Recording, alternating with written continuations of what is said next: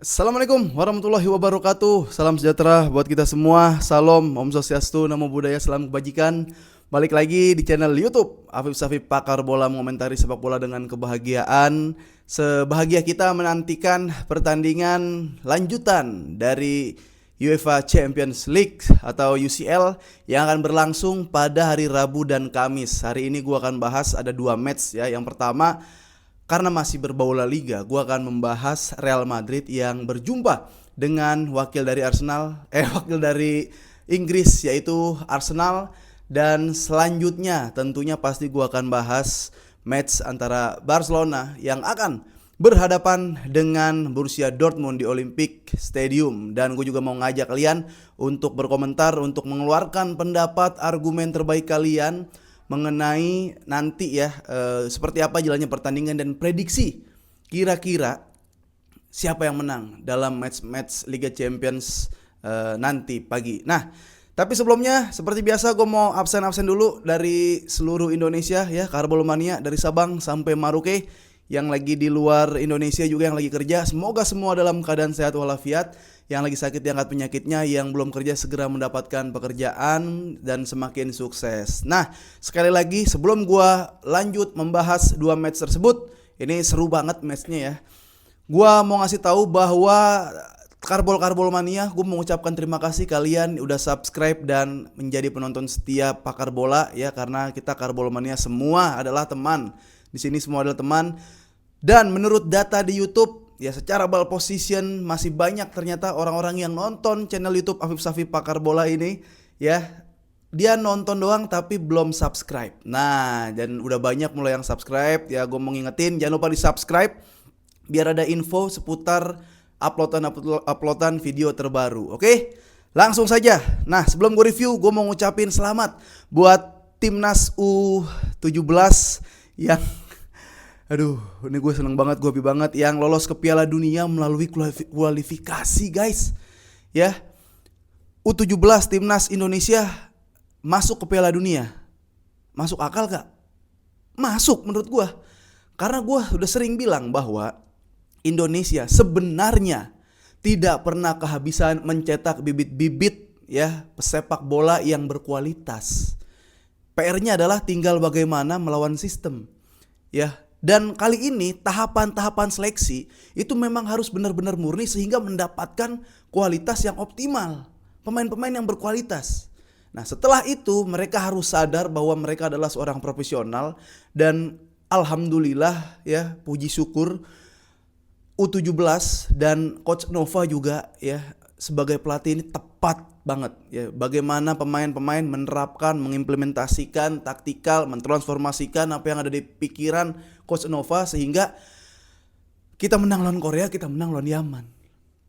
Bayangin tuh ya, Korea secara infrastruktur, secara peringkat FIFA dia jauh lebih unggul, tapi kita bisa kalahkan. Makanya gue bilang selagi masih hijau, masih muda, semua hampir sama. Tinggal ya kita emang kualitas kita, bakat kita tuh bagus-bagus. Sekali lagi selamat ya buat asuhan Coach Nova jajaran, buat fans timnas, buat federasi juga terima kasih udah mengkawal sampai Piala Dunia. Dan mudah-mudahan energi ini nyampe ke senior ya. Jadi juniornya U17 sudah, seniornya juga bisa ngikutin jejak junior. Wah, kebalik nih. Oke. Nah, langsung aja. Arsenal berhadapan dengan Real Madrid ya. Real Madrid boleh memiliki rekor kemenangan yang sangat banyak ketika berjumpa dengan klub-klub dari Inggris ya, tapi tidak dengan Arsenal. Kenapa? Karena memang ya ketemunya jarang. Gua nonton, seingat gua Arsenal berhadapan dengan Real Madrid itu pas masih ada Thierry Henry ya, 1-0. Itu mainnya masih di Highbury. Thierry Henry ngayam-ngayamin Ramos, ngayam-ngayamin Carlos, Ronaldo jatuh, ada Beckham apa Guti itu digocek-gocek sama Thierry Henry. Nah, ini menarik karena bukan cuma masalah pertemuan Arsenal dan Real Madrid karena dia juga baru ketemu, tapi juga pertemuan Arteta dan Ancelotti. Ya, bagaimana rekor Real Madrid lebih banyak menang ketemu tim Liga Inggris, bahkan Arsenal sekarang. Ya, Arsenal nih dia mungkin ya kalau lebih disuruh pilih ketemu Madrid sama Barcelona, dia bakal pilih ketemu Madrid ya, karena kalau ketemu Barcelona dulu apes mulu Arsenal. Nah, dan yang menarik di media, di beberapa media ini banyak yang mengunggulkan Arsenal menang. Wah, ini banyak fakta-fakta menarik nih ya. Banyak yang mengunggulkan Arsenal menang.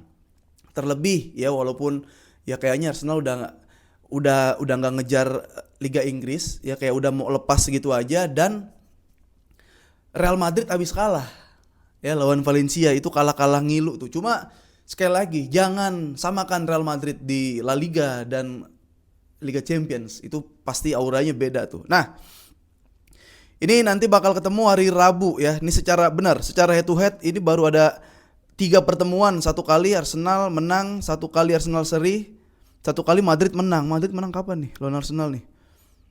Ya tapi seingat gue jarang. Bahkan gue belum ngeliat match Madrid menang lawan Arsenal. Nah, ini adalah 5 laga terakhir Arsenal lawan MU 1-1, Arsenal PSV 2-2, Arsenal lawan Chelsea 1-0 menang, lawan Fulham menang 2-1, lawan Everton menang 1-1 ya. Sementara Real Madrid ini kalah lawan Valencia 2-1, 4-4 lawan Real Sociedad tapi lolos ke final, menang 3-2 lawan Leganes, menang 2-1 lawan Villarreal, dan kalah 1-0 lawan Atletico Madrid, tapi itu di leg pertama ya, di Liga Champions. Nah, ini seru banget sih. Bahkan ya gue nggak tahu, kita lihat line up nih. Gue orang yang meyakini bahwa Saliba ini adalah back bagus. Kenapa? Karena ketika gue nonton PSG, waktu dulu ketonton PSG, ini orang yang ngunci Mbappe tuh dia gitu. Jadi ketika Saliba pindah ke Arsenal, ada beberapa fans Arsenal ya, ada dengkot-dengkotnya ngobrol sama gue bilang, gue sih yakin Saliba nih bagus gitu di Arsenal, walaupun dia masih mempertanyakan gitu Saliba kayak gimana. Enggak, dia bisa menghentikan pemain yang punya eksplosivitas. Saliba bisa menghentikan pemain yang berpostur besar. Ya Haaland beberapa kali dikunci tuh sama Saliba tuh. Nah, ini bukan cuma yang tadi gue bilang antara Arsenal dan Real Madrid ya, tapi juga ini adalah rekor pertemuan antar pelatih ya. Jadi laga nanti Arsenal melawan Real Madrid ini laga perdana memang Arteta bertemu dengan Arsenal ya. Tapi Arteta bertemu Ancelotti ini sudah beberapa kali dan rekornya tidak terlalu bagus nih. Arteta lawan Ancelotti 1 kali menang, 2 kali kalah. Nah, ini kayaknya pas Ancelotti di Everton ya. Ancelotti bahkan sudah 13 kali berhadapan dengan Arsenal ya semenjak 2008. Berarti pindah-pindah ya, totalnya 13 kali. Nah, ini yang menarik adalah Ancelotti unggul tipis lawan Arsenal ya. 7 kemenangan, 1 imbang dan 5 kalah. Tapi masih banyak menangnya Ancelotti lawan Arsenal. Nah, langsung aja, gue nggak tahu nih line up-nya seperti apa ya. Tapi si Fabrizio Romano sudah mengkonfirmasi bahwa Courtois udah bisa tampil lawan Arsenal di Liga Champions, karena kayak Lunin lagi angin-anginan juga. Bahkan kiper yang lawan Valencia itu kiper ketiga kayaknya gugup sih ya di Liga Champions. Di La Liga aja dia gugup. Nih langsung aja kita prediksiin. Ini line up Arsenal 4-3-3, Madrid, woi ini ada yang bilang Madrid 4-4-2. Ya, gua penasaran siapa yang akan bertahan.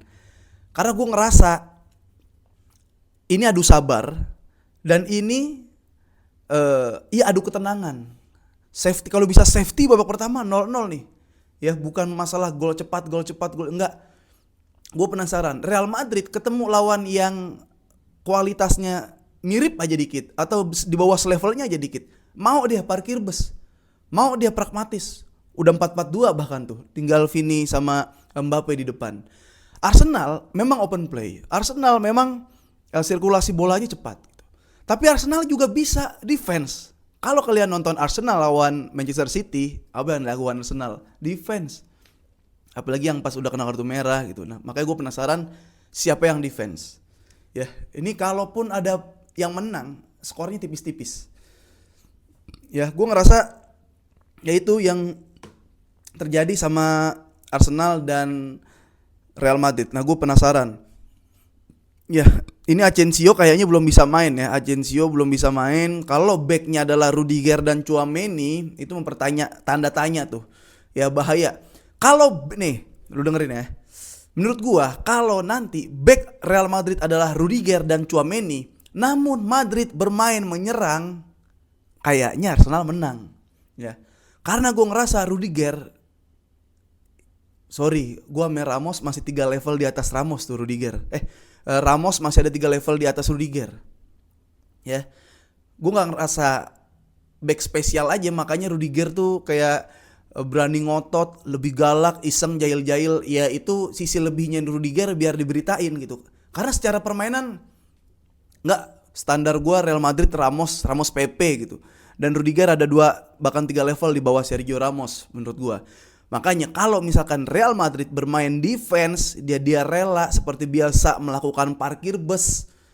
Nah ini kayak peluang menangnya banyak Real Madrid. Tapi kalau open play, Saka udah bisa main kan. Nah ini Saka udah bisa main. Kiri kanannya kita lihat Saka, Martinelli, Trossard. Wah.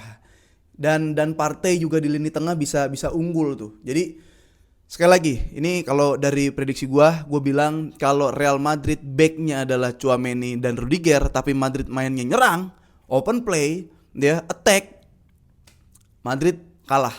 Tapi kalau mainnya defense cenderung parkir bus, kena lah kayak Rodrigo ntar atau tendangan dari Valverde bisa kayak gitu. Vini juga lagi ajaib kadang di Liga Champions ya, walaupun miss penaltinya banyak juga. Itu yang gue harap adalah pertandingan tidak sengantuk Manchester City Arsenal kemarin. Oke? Lanjut, Barcelona berhadapan dengan Dortmund. Wah, sebenarnya nanti gue mau bikin lagi ya. Ini spill tipis saja. Ya Guehi sebagai top skor Dortmund, sebagai striker Dortmund, dia memuji Lewandowski.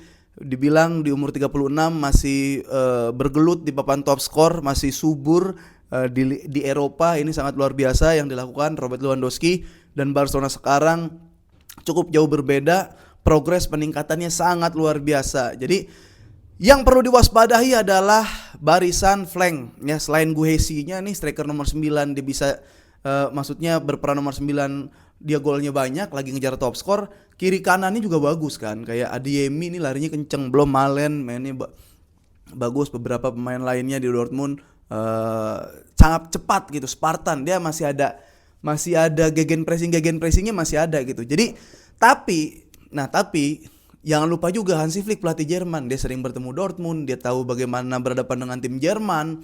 Ya ketika di Munchen bagaimana caranya menguasai, apalagi sekarang dia memiliki armada yang sekiranya cukup untuk meningkatkan kepercayaan diri. Harusnya aman sih ya Barcelona ya. Nah, yang jadi pertanyaan adalah siapakah yang menggantikan Dani Olmo kalau Dani Olmo belum bisa main? Pertanyaannya adalah Ferran Torres. Jawabannya adalah Ferran Torres, ada Gavi dan ada Fermin Lopez. Kalau gue bilang di situ harus ada, jangan Ferran Torres. Ferran Torres main ganti Lewandowski. Ferran Torres itu bisa dia bermain berperan nomor 9. Nge-false nine juga bisa dia sebenarnya, tapi jangan ada double striker di situ. Ya, jangan jadi 4-4-2 gitu, nggak bisa. Lewandowski striker tunggal sendiri dia. Jadi wall, ayo jadi goal getter, ayo. Bisa dia. Dan harus lebih dewasa yang seperti gue katakan ya. Lamine Yamal dia udah punya misi sampai ganti profil picture Instagram. Ya mudah-mudahan gitu. Keputusan-keputusan dewasa. Barcelona kalau bermain lebih mature. Barcelona kalau bermain tidak egois. Barcelona kalau pun aja minimal bermain dengan porsi masing-masing pemain, ya harusnya aman sih. Barcelona. Dortmund lagi nggak terlalu bagus juga di liganya. Barcelona masih menjadi peringkat pertama. Harusnya ini menjadi acuan. Kalau emang mau treble winner ya disikat lah. Gue masih menganggap bisa di match pertama ini ya.